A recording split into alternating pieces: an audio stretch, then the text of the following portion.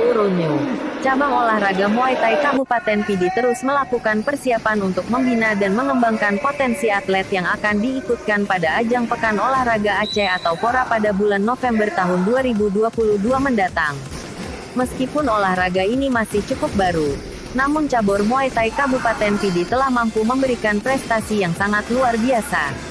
Salah satu keberhasilan yang telah diberikannya adalah prestasi atlet dan pelatih berlisensi nasional yang telah selesai mengikuti ajang Pekan Olahraga Nasional PON Papua 2021 kemarin.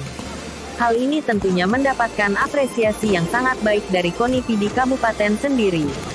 Seperti yang telah diketahui, Komite Olahraga Nasional Indonesia KONI Pidi menetapkan kuota atlet masing-masing cabang olahraga dalam rapat di kantor sekretariat KONI setempat, Rabu tanggal 28 Juli tahun 2021 yang lalu.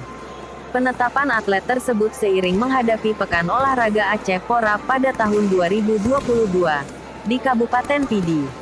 Dengan begitu, masing-masing cabur akan menyiapkan atlet agar siap bertarung dalam event 4 tahunan tersebut. Ia menyebutkan, atlet yang diusulkan untuk digembleng menghadapi PORA 2022, tentunya atlet yang memiliki kemampuan. Sebab, target KONI Pidi pada PORA 14 tahun 2022 mendatang di Pidi adalah menjadi juara umum.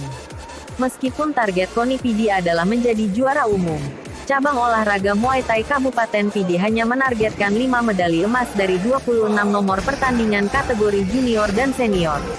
Namun demikian, Adi Mulya selaku pelatih yang telah berlisensi nasional yang telah berhasil membawa tim Muay Thai Aceh ke ajang Pekan Olahraga Nasional kemarin bersama pelatih Basri tetap akan berusaha semaksimal mungkin untuk membuat cabur Muay Thai sebagai juara umum nantinya. Ia juga berharap agar KONI Pidi terus memberikan pembinaan kepada atlet-atlet Muay Thai di sana, agar prestasi yang ditargetkan dapat tercapai.